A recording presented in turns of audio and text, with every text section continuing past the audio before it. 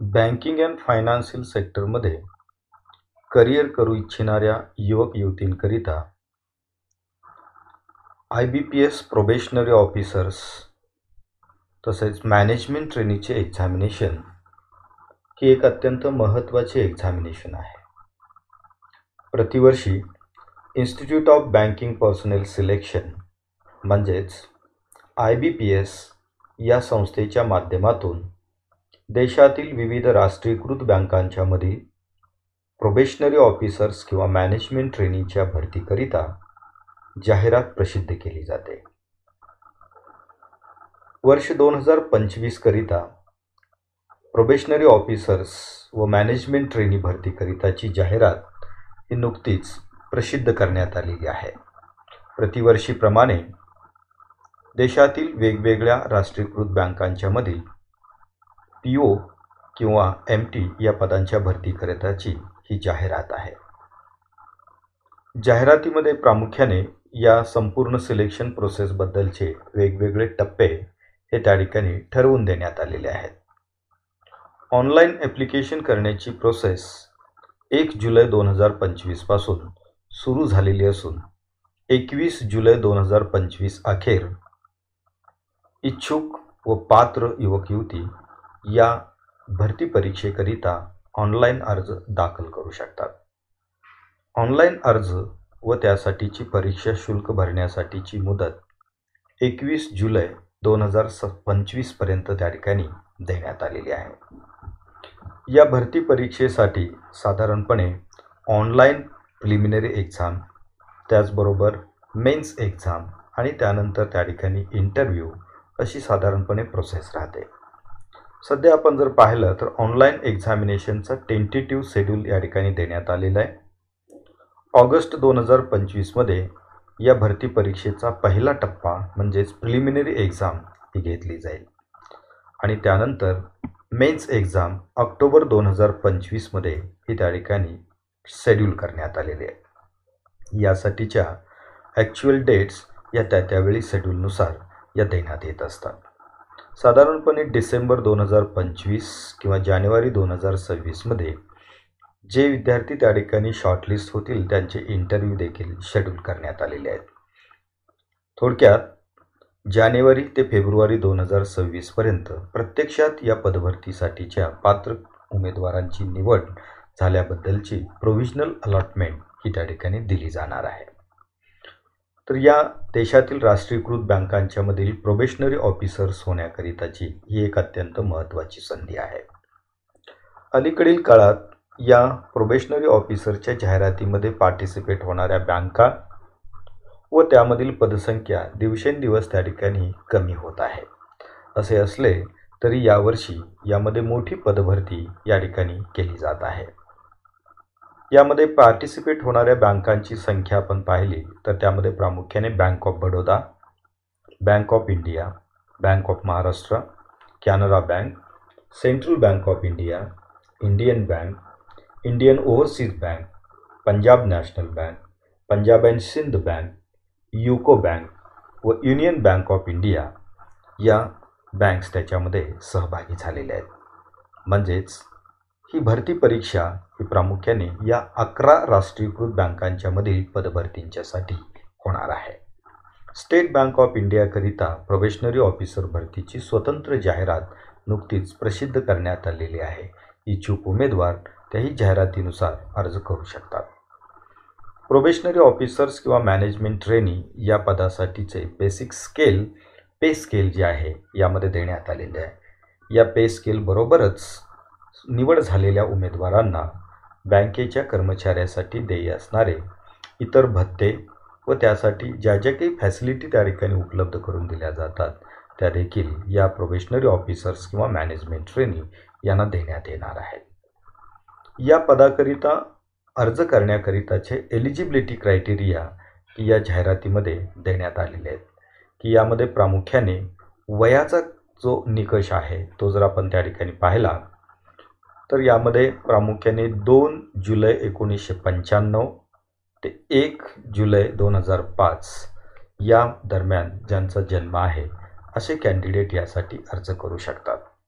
अर्ज करण्याच्या तारखेपर्यंत म्हणजे अर्जाची प्रक्रिया सुरू झालेल्या तारखेपर्यंत 1 जुलै 2025 रोजी सर्वसाधारण उमेदवाराचं वय हे किमान 20 वर्ष पूर्ण असणं आवश्यक आहे व कमाल वयोमर्यादा ही 30 वर्षे इतकी निर्धारित करून देण्यात आलेली आहे. अर्थात महाराष्ट्र शासन व भारत सरकारच्या वेगवेगळ्या एज रिलॅक्सेशनच्या नॉर्म्सनुसार SC व STमधील कॅन्डिडेटकरिता 30+5 म्हणजे 35 वर्षापर्यंत अर्ज करण्याची अप्पर एज लिमिट असेल. OBC नॉन क्रिमिलियरकरिता ती 33 वर्ष असेल. फिजिकली डिसेबल्ड कॅन्डिडेटकरिता त्या कॅटेगरीनुसार 10 वर्ष व 5 वर्ष अशी त्या ठिकाणी रिलॅक्सेशन त्या ठिकाणी देण्यात आलेलं आहे. यामध्ये प्रामुख्याने एक्स सर्व्हिसमॅन असणारे कॅन्डिडेट देखील अर्ज करू शकतात. त्यांना देखील वयाच्यामध्ये 5 वर्षाचं एज रिलॅक्सेशन हे देण्यात आलेलं आहे. सर्वात महत्त्वाचा भाग म्हणजे या पदासाठी अर्ज करण्याकरिता ग्रॅज्युएशन कोणत्याही शाखेतील पदवीधर उमेदवार याकरिता अर्ज करण्याकरिता पात्र आहे. परंतु त्या कॅन्डिडेटचा रिझल्ट हा लास्ट इयरचा रिझल्ट 21 जुलै 2025 अखेर हा डिक्लेअर झालेला असणं आवश्यक आहे. म्हणजेच जे कॅन्डिडेट त्या ठिकाणी या तारखेअखेर पदवीधर झालेले आहेत की त्यांना त्या ठिकाणी याकरिता अर्ज करता येऊ शकतो. त्याचबरोबर की यामध्ये प्रामुख्याने इतर काही गोष्टी देखील दिलेल्या आहेत, ज्यामध्ये प्रामुख्याने फी ॲप्लिकेशन करण्याकरिता फीचा जो क्रायटेरिया आहे तो जर आपण पाहिला, SC ST आणि फिजिकली डिसेबल्ड कॅन्डिडेट असतील त्यांना 175 रुपये इतकी फी या परीक्षेकरिता भरावी लागेल व इतर सर्व उमेदवारांच्याकरिता 850 रुपये इतकी फी ऑनलाईन पद्धतीने त्या ठिकाणी पे करणं आवश्यक राहील. ही फी नॉन रिफंडेबल राहील आणि त्यामध्ये ऑनलाईन अर्ज करतेवेळी ही फी भरल्याशिवाय आपलं उमेदवारी अर्ज हा त्या ठिकाणी गृहीत धरला जाणार नाही. जे उमेदवार ही परीक्षा देऊ इच्छितात त्यांनी या सिलेक्शन प्रोसिजरबद्दल देखील समजून घेणं अत्यंत आवश्यक आहे. यामध्ये प्रामुख्याने 2 एक्झामिनेशन व इंटरव्ह्यू असा सिलेक्शनचा त्या ठिकाणी 3 टप्पे आहेत. यामध्ये प्रिलिमिनरी एक्झाम ही ऑब्जेक्टिव्ह टाईप राहील, ती 100 मार्कांची असेल व 60 मिनिटांसाठी असेल. यामध्ये प्रामुख्याने English language, quantitative aptitude, reasoning ability असे 3 वेगवेगळे सेक्शन्स असतील. या प्रत्येक सेक्शनसाठी प्रत्येकी 20 मिनिटे इतका कालावधी त्या ठिकाणी देण्यात आलेला आहे. या 20 मिनिटामध्येच त्या सेक्शनमधील प्रश्न सोडवणे आवश्यक आहे. इंग्लिश लँग्वेजकरिता 30 क्वेश्चन, क्वांटिटेटिव्ह ॲप्टिट्यूडकरिता 35 व रिझनिंग ॲबिलिटीकरिता 35 क्वेश्चन्स त्या ठिकाणी असतील. असे एकूण 100 क्वेश्चन्स हे 100 गुणांच्यासाठी त्या ठिकाणी देण्यात आलेले आहेत आणि त्याप्रमाणे आपल्याला ही 60 मिनिटाची प्रिलिमिनरी एक्झाम ऑनलाईन पद्धतीने द्यायची आहे.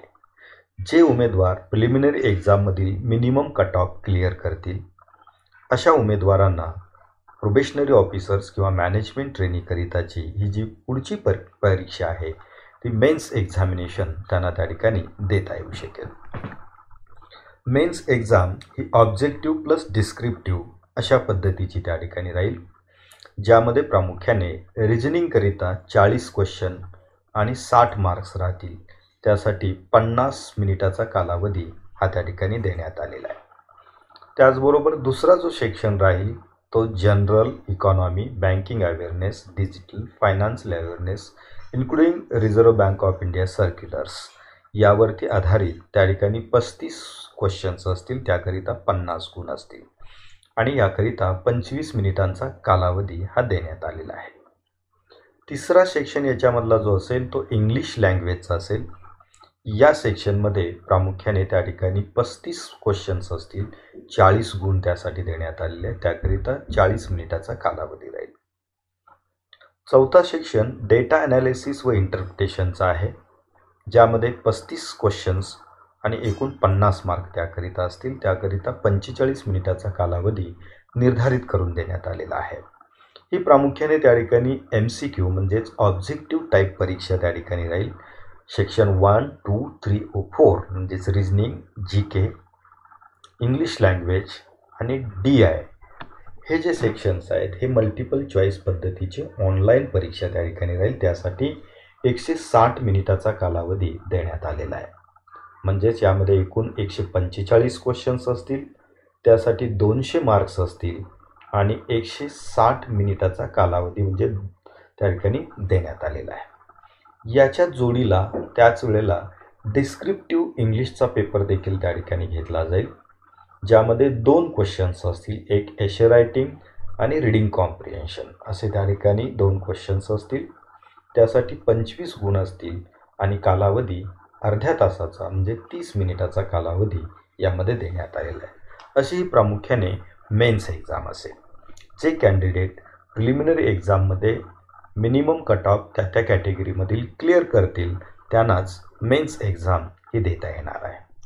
मेन्स एक्झाममधील जो कट ऑफ आहे तो फायनल सिलेक्शनसाठी त्या ठिकाणी धरला जाणार आहे. त्यामुळे मेन्स एक्झाममध्ये जे मिळालेले मार्क्स आहेत त्याच्या आधारे कॅन्डिडेट हे इंटरव्ह्यूसाठी त्या ठिकाणी शॉर्टलिस्ट केले जातील आणि त्यानुसार पुढील इंटरव्ह्यूची प्रक्रिया ही त्या ठिकाणी केली जाणार आहे. याकरिताची स्वतंत्र नोटीस ही संबंधित शॉर्टलिस्ट झालेल्या कॅन्डिडेटला इंटरव्ह्यूकरिता कॉल केलं जाईल आणि त्याची माहिती संबंधित कॅन्डिडेटला दिली जाणार आहे. सर्वसाधारणपणे बँक वाईज आणि कॅटेगरी वाईज जर ॲलोकेशन आपण पोस्टचं पाहिलं तर बँक ऑफ बडोदाकरिता यावर्षी 1000 पदांची भरती त्या ठिकाणी होणार आहे. यामध्ये अनरिझर्व्ड म्हणजे जनरल कॅटेगरीकरिता 405 आणि इतर जे पोस्ट आहेत त्या SC, ST, OBC, EWS या कॅटेगरीकरिता असतील.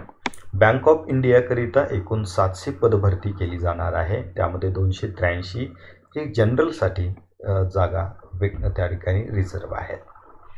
बँक ऑफ महाराष्ट्राकरिता 1000, त्याचबरोबर कॅनरा बँकेसाठी 1000, सेंट्रल बँक ऑफ इंडियासाठी 500, त्यानंतर इंडियन ओव्हरसीज बँकेकरिता 450, पंजाब नॅशनल बँकेकरिता 200, पंजाब अँड सिंध बँकेकरिता 358 इतकी पदभरती या त्या बँकेनुसार त्या ठिकाणी देण्यात आलेली आहे. अशी एकूण 5208 पदांची ही भरती असून की ज्यामध्ये अनरिझर्व्डसाठी म्हणजेच जनरलकरिता एकूण त्या ठिकाणी 2204 जागा आहेत.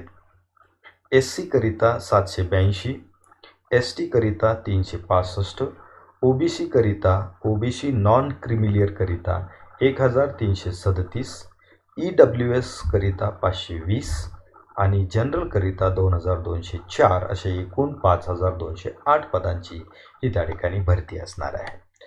या पदभरतीसाठी ऑनलाईन अर्ज करण्याची संपूर्ण प्रक्रिया या मूळ जाहिरातीमध्ये त्या ठिकाणी देण्यात आलेली आहे. यामध्ये स्कॅनिंग करून काही डॉक्युमेंट्स आपल्याला अपलोड करणं अपेक्षित आहे की ज्यामध्ये प्रामुख्याने फोटोग्राफ, सिग्नेचर, लेफ्ट थंबचं इम्प्रेशन, त्याचबरोबर हँड रिटन डिक्लेरेशनच्या बरोबरच आपले वेगवेगळे जे काही सर्टिफिकेट्स आहेत हे सर्टिफिकेट्स हे अपलोड करण्यासाठी स्कॅनिंग करून घेणं आवश्यक आहे.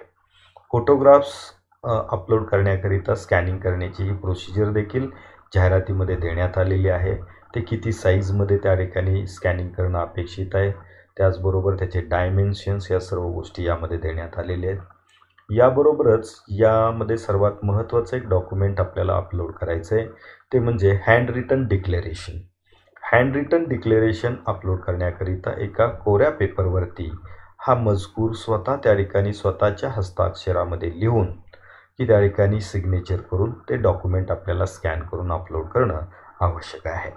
अशा प्रकारे त्या ठिकाणी आपण सर्व डॉक्युमेंट अपलोड केल्यानंतर की आपल्याला ऑनलाईन ॲप्लिकेशनची प्रक्रिया जी आहे ती पूर्ण करता येईल व फी भरल्यानंतर आपले ॲप्लिकेशन सबमिट होईल आणि त्यानंतर जी ॲक्च्युअल डेट दिली जाईल त्या डेटला आपण त्या एक्झामिनेशन सेंटरवरती जाऊन की आपल्याला त्या ठिकाणी ही परीक्षा देणं हे आवश्यक राहील. तर पुन्हा एकदा त्या ठिकाणी ही जी परीक्षा होणार आहे यासाठीचं ओव्हरऑल शेड्यूल जे आहे ते या जाहिरातीमध्ये त्या ठिकाणी देण्यात आलेलं आहे. त्याप्रमाणे आपल्याला ऑनलाईन अर्ज हे विहित वेळेत ऑनलाईन पद्धतीने सादर करणं हे आवश्यक राहील. धन्यवाद.